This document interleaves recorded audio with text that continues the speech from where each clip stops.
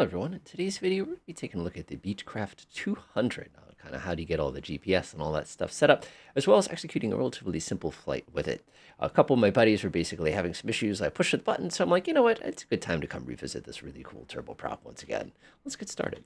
So when you first climb into this thing, as you can see, it is a beautiful, beautiful airplane. Honestly, you've got so many fantastic things going on inside this plane. They do such a nice job as far as capturing a lot of the kind of glitz and glamour, I guess, is I kind of want to call it. Another really nice thing about this airplane is so much of the airplane is automated, which makes our life so much simpler as far as trying to get going. The downside is a lot of this stuff isn't modeled correctly. And as you'll notice, if you hold your mouse over anything, it's going to say inoperative, which honestly, I think that's kind of like not great, but part of the fun, as they say. I don't know. I'm just super impressed with this plane. I think they did a really, really nice job with the interior. I just wish the systems were a little bit better. So when it comes to working with this airplane, it has kind of an airliner flow. It kind of has like, I almost want to call it an advanced GA flow, but at the end of the day, it's pretty straightforward. Over here on the left, we're going to have all of our fuel stuff. Fortunately, the fuel system is very, very simple on here. There's only one little thing. You can't see my finger quotes, but they're there. We have our avionics displays, all of our electronic systems located over here in the bottom left. In the middle, this is our autopilot controls. You'll notice this doesn't work, and unfortunately, that makes this very challenging. However, this button is very important, and you'll see exactly why when we start fiddling with some of these buttons a little later on. In the middle, like all turboprops, you can see we're a twin-engine plane. We have our engine condition. You'll see the first thing I did there was pull my engine condition all the way to the fuel cutoff position. I don't know why they have it in that half position. I don't know what the deal with that is, but like, I don't argue with it. Over here on the right, of course, you have your co-pilot, all those kind of switches. In the middle, naturally, you've got your autopilot modes. The autopilot on this thing is a snap, very, very little challenge. It does have VNAV on it, which is cool. But again, this is GA VNAV, so it's for going down. It's not for going up, which is kind of sad. And then lastly, if you stick your head above your head here, you have all sorts of switches for your indirect lighting on board. The reason I bring this one up is they have this switch right here, which is really helpful if it's dark and you can't find the switch you're looking for. You could just mangle that button with your finger and go ahead and kind of turn everything off. We also have all of our different power settings up here if we wanted to confirm things, and also your maximums and minimums. So let's get this thing started. First thing I'm going to do is I'm going to make my way over to the bottom left here. We have a lot of different switches here, including your avionics master. We're going to kind of hang off on that one. You have all your starter buses, you have ignition and engine start switches. Everything is located down here to make your life a little bit simpler. So what I'm going to do is I'm going to come over here, and you notice there's a ground ops position and there's an on position. I love that. I don't love the fact this switch doesn't work, which would shut everybody off at once. But theoretically, we can actually go to that middle setting there. So we're going to go ahead and turn on our battery and pop on our two generators. One of the things you'll notice, of course, is we have no power in the middle display. That's not a problem. Everything we really need to know for this part is all kind of chilling up here. You can see right now I've got a gear warning right here. It doesn't surprise me because of my gear lever. I have an external one. I put it in the wrong spot. Whoops. But going through, you can see your torques, ITT, obviously it's external temperature, prop's not moving, and one, it's barely turning, and that's okay. You have a couple little warnings down here, and of course you'll notice we've got this lovely split screen, which will make you insane in this airplane. Trust me when I say that. Swinging down here, of course, we have a couple different options here. We have our ignition and auto start. We have all sorts of handy different bits. And if you're sitting here going, oh, but the fuel pressure is low, and you're sitting here running over here and clicking the switch, not necessary. That's all handled manually. Speaking of the fuel system, while we're over here, you're going to notice there are two different positions, well, three positions, two different fuel tank sets. We have test, which is going to put it to 100, and if you slam this into auxiliary, you will notice we get kind of those little tiny mini auxiliary tanks here. When you switch over to auxiliary, you're going to get a big angry warning, which you heard in a second ago. It's just to remind you that you're looking at the auxiliary setting, so I'll make sure you don't do that. You get no idea. If you ever have an imbalance, of course, we have the fuel cross-feed switch here. We don't have all the fancy switches. They just chose not to kind of model this. We can shut off the fuel tank transfer in a pinch. We can actually turn it on manually, but there actually is an auto mode if we absolutely have to set it a specific way. Next, what we're going to do is we're going to go ahead and get some lights on, let everybody know we're about to get started. We're going to pop on the recog night. Now, of course, if it was nighttime, we go ahead and press on the nav light as well, just to kind of give everybody kind of behind us a little heads up that we're about to get started. So starting this thing, absolutely a snap. Very, very simple to do. We have our ignition and engine start, and then, of course, we have our automatic ignition here. Now, where things get kind of interesting here is when you push this on, you're basically kicking off the starting process. So one thing I'm going to do is I'm just going to confirm my parking brake is set, which it should be.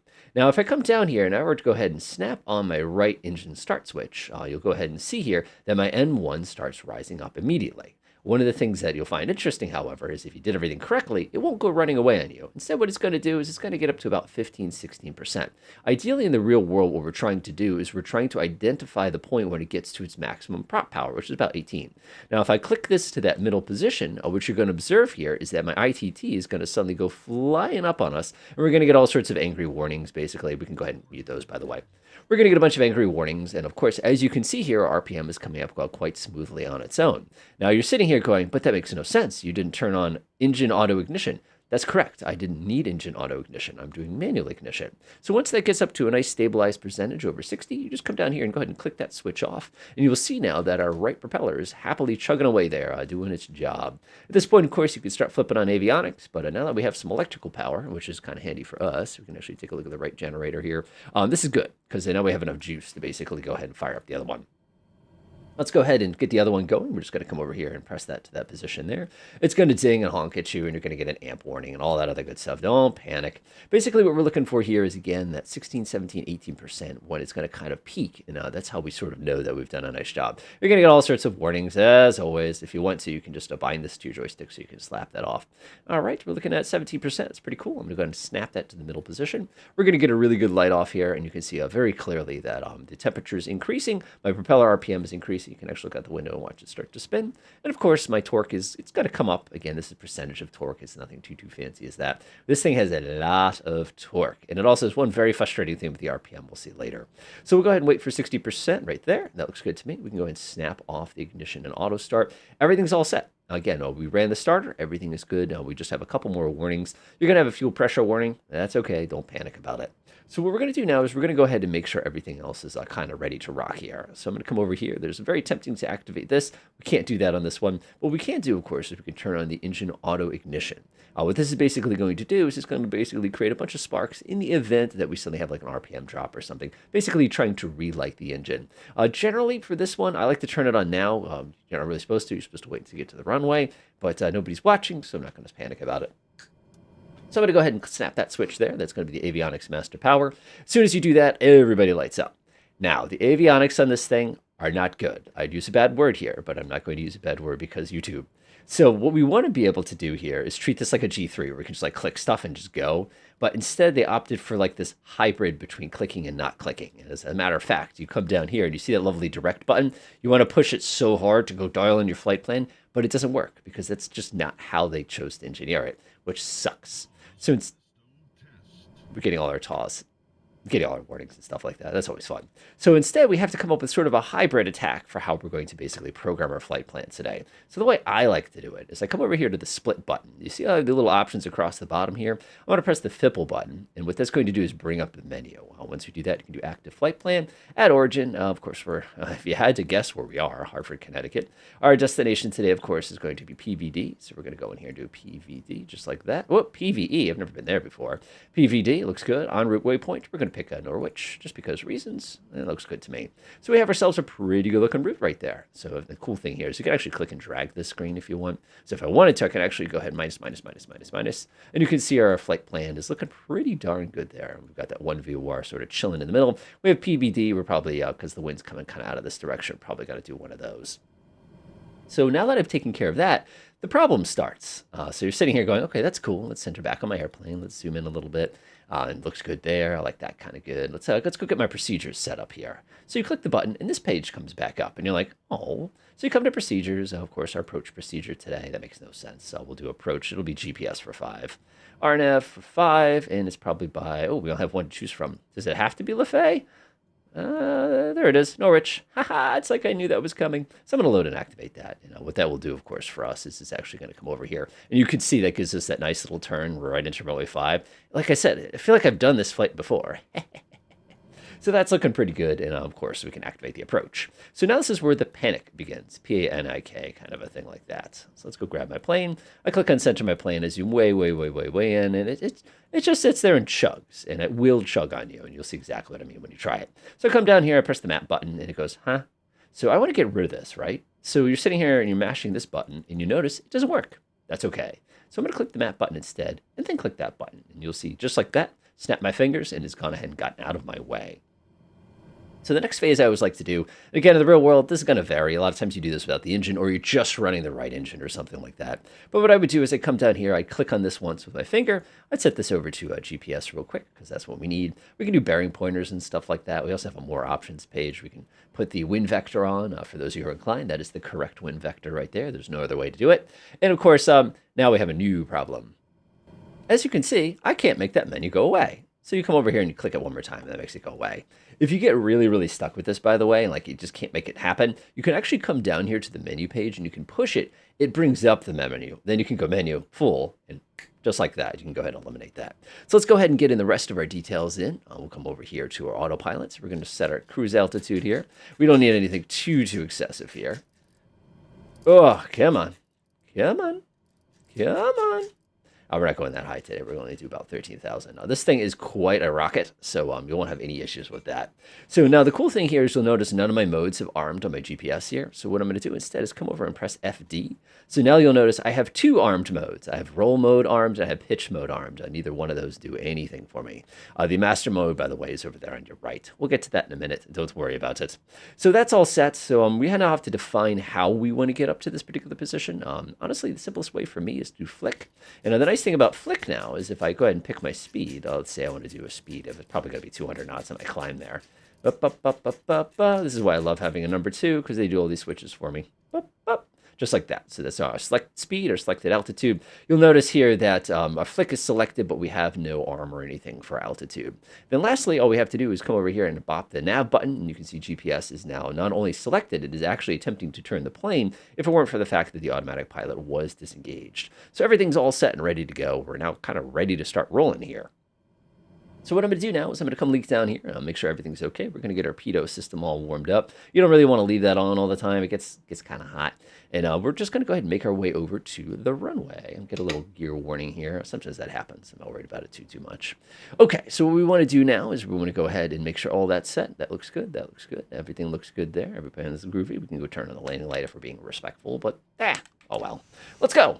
So I'm going to go ahead and give it just a little bit of power. And as we're kind of picking up a little bit of speed here, we're going to go ahead and pop down one click of flaps. So that's as much as we're going to need. Give it just a little bit more. And of course, so we can take advantage of the fact that we are a twin engine airplane.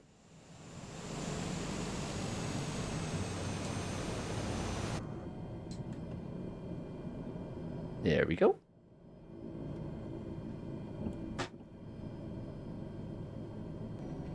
Yeah, so my issue there, for those who keep in track, as you probably observed, my propeller handle was pulled all the way back, which is funny because my hardware propeller handle was not pulled all the way back. Shame on me. Shame on me.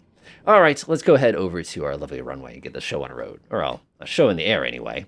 So this aircraft, completely conventional as far as takeoff goes, not really a lot of drama. It's a big angry turboprop, but it's also a nice modern turboprop, so a lot of the shenanigans that older turboprops had, as far as like trying not to over rev them, over torque, over temp, that's all electronically saved for us, which makes it so much easier for us for the purposes of not getting too silly here. Go ahead and hold that brake. The brakes are not terribly good. And we're just going to go ahead and line ourselves up with the runway here. Looks good to me. Obviously, we're a big plane, so we need plenty of room. So one of the things we want to check now is we want to go ahead and put the engine condition into the high idle, which is the flit position, aka flight position. I love the fact our flaps are already in the correct position there. Lovely, lovely. I'm going to go ahead and come over here. I'm going to go ahead and snap on my two landing lights and pop off the taxi light from before. That's looking pretty good. This is a good time now, of course, to make sure your auto ignition's armed. And normally auto feather would also be armed. One thing we want to make sure is off, however, is we want to make sure our yaw damper is off. Otherwise, that's going to make us a little miserable. All right, so I'm going to hold down the brakes. We're going to apply about half power. What's going to happen is this thing's going to make an awful lot of noise. We're just going to wait for both RPMs. So basically stabilize. The plane's going to start jumping a couple inches here. So what I'm going to do is I'm going to go up to 75% power, release the brakes, and I'm just going to smoothly push my throttle all the way to 100%. Now this thing gets going pretty darn fast, which is absolutely lovely. You can see we're just tearing down the runway here. Looking good, looking good. A little bit of turbulence. So welcome to Hartford. Now we're going to go ahead and lift the nose at about 85. It's going to come up. Landing gear come up as soon as we leave the ground. And then you can just kind of wait. The nice thing about synthetic vision here is I can just look down and see it. Do not touch the flap handle. I know you want to touch the flap handle. You've got to get yourself a little bit more room before you touch the flap handle. Pretty pleased with the cherry on top. Wait a moment. There we go. About 150 is good. I'll go ahead and tap that button. We're then going to go ahead and take a nice gentle left turn here and start making our way towards our destination. Now, the interesting thing is I'm noticing my avionics are glitching today. That was something brand new. I've never seen that before. I've discovered a new bug. It's okay. I can fly without them. And we're just going to enjoy a nice little climb out here. Still at full power here. We're going to start reducing noise and all that in a moment once we kind of get on course. But like I said, we're making the best we got with what we have. Fantastic. It's a lovely day. Of course, it's this time of year, it gets pretty nice. The big thing you have to worry about this time of year is usually wind. There we go. I'm going to go ahead and bring my nose to the right. You do need a little bit of rudder with this plane. It's not a ton of rudder, which is really nice. I'm going to go ahead and activate my automatic pilot there. And we'll go ahead and see here. AP, yaw damper's off. We're just going to flip on the yaw damper just like that.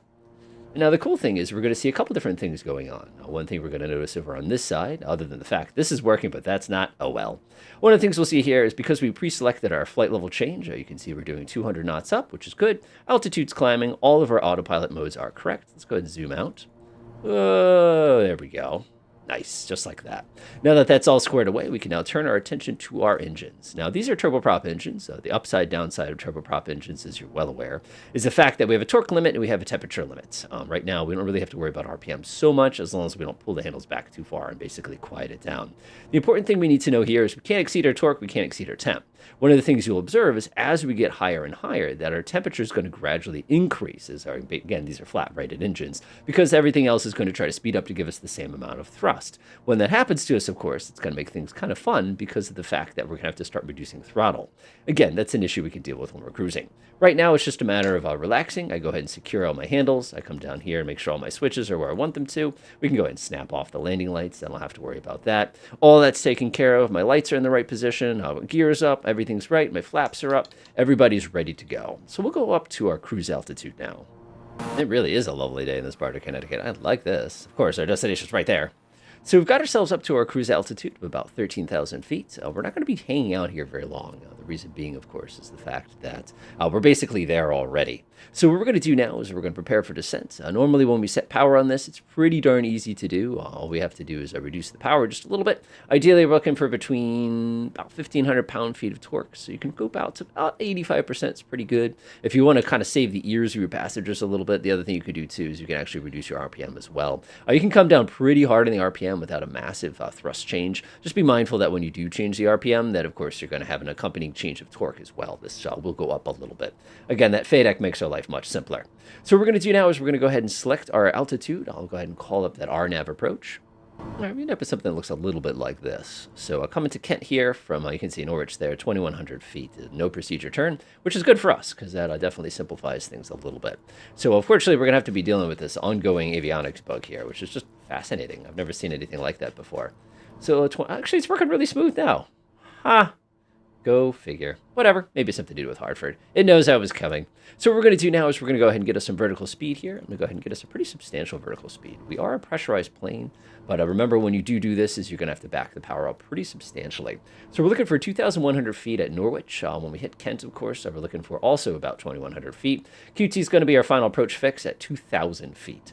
Now, for those of you who know VNAV systems, this is a good time to go ahead and fiddle around with them. So I'm going to enjoy a pretty sharp descent. I'm actually going to pull my power back pretty substantially and really put a nosedive on this thing. Only on account of the fact is we got to go down. Pull the throttle back just a yonder. Again, these turboprops just go right down the sky if you need them to. Nice, I love that. So let's go ahead and bring up our procedure here. I'm going to go to the procedure page here. Procedure, whoops. Actually, I'm going to go to flight plan. That's going to be an easier way to understand it. And if I scroll down here, you can see here that I've got all my stuff here, and it actually is ready to go as far as altitude goes. I actually could come over here and press the VNAV button. What that will do is that'll basically tell the system, hey, just so you're aware, I want to go ahead and use the altitudes I have listed here. So our bottom altitude here, runway 5 is 106 feet. I think the minimums for us is actually 253. So we're going to go ahead and set that real quickly here. 253 feet. 300 is plenty. I like that. And of course, we'll just like that. And that's going to go ahead and take care of the annoying part of the work for us. But again, we got to lose an awful lot of altitude in a hurry here to kind of get ready for our final approach. So I'm going to go ahead and take advantage of the fact that I have magical editing capabilities. Hee magic. So looking out the window here, I can see a lovely PBD chilling there. That's our runway that we're using in our approach. What I've done is I've matched the approach button right over here on the right. What that does is that arms vault as well as GP. Of course, you can see here is still hitting up QT, which is our current position. And once we cross that, at that final approach fix at about 2,000, we're about 100 feet below, rather, just to make it easier. One thing we're going to do to help us out just a little bit, though, is if I kind of put my head back a little bit, is you'll notice that we have an extension speed of 182 knots.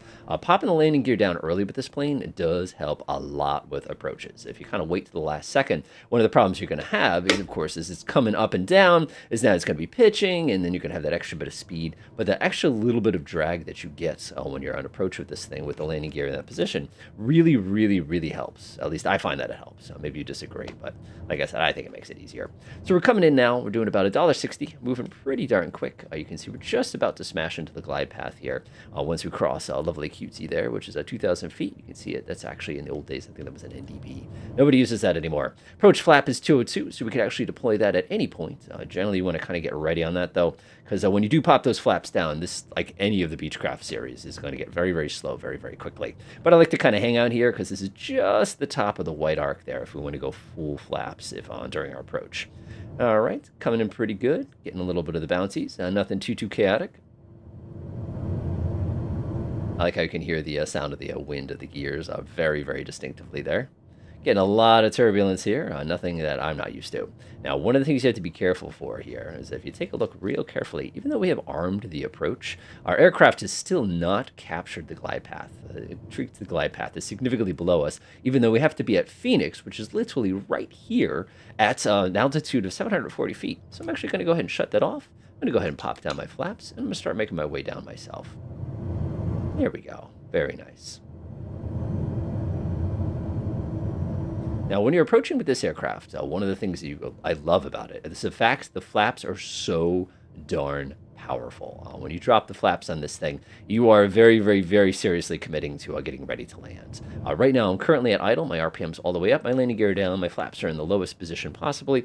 Generally, our approach speed's going to be a little bit slower than this, but again, given the fact that we're having a little bit of trouble trying to capture that glide path, doesn't surprise me. Oh, there's the glide path. Does not surprise me, but of course, this gives us the opportunity to just kind of fly it by hand and give you an idea of just how much drag this airplane has. All right, that's glide path right there. Let's go ahead and bring the nose up there. And you can see just on the power that we collected there, we actually could basically coast this thing in. We're going to start bringing a little bit of power here. Basically about a 110 to a 115 is going to be your typical approach speed. You can see we're just a little hot here, but this is getting us a nice flat approach, which makes it a little bit easier. Being a turboprop, of course, when you do reduce power, it's going to sort of drop on you, which is not the most pleasant experience. Just kind of be mindful of that. There we go, nose up just a little bit. And you can see we're right on glide path, incredibly. About 110, you can see we're at our approach speed now. This is not so much a chopper and dropper as it is a chopper and mostly chopper and dropper. Just chopper, reducer, and slower. Whatever you want to call it. All right, we got a little bit of that crosswind there. Throttle's at idle. And we go and settle on the runway. That's all there is to it. Nice. Go ahead and pull down the reversers. We didn't need reversers. And as you can see, we settled quite nicely into the runway. So as you can see, pretty cool plane. The big thing there is watch out for the autopilot, that it makes sense compared to what you're reading versus what you're seeing. We made the best of it and was able to actually come down pretty darn smoothly. Flaps on this thing are fantastic. I think the avionics definitely needs some work, as you probably kind of saw in some of the shenanigans that were going on over the last few moments. But it is still a pretty cool plane. Now, for those of you who are VR fans, this plane's a lot smaller than it looks. When you actually sit up front, you're sitting there going, well, this is nice, but I can't see over the nose. And I feel like I'm like 2 feet up. You'll know exactly what I mean when you try it out. Enjoy.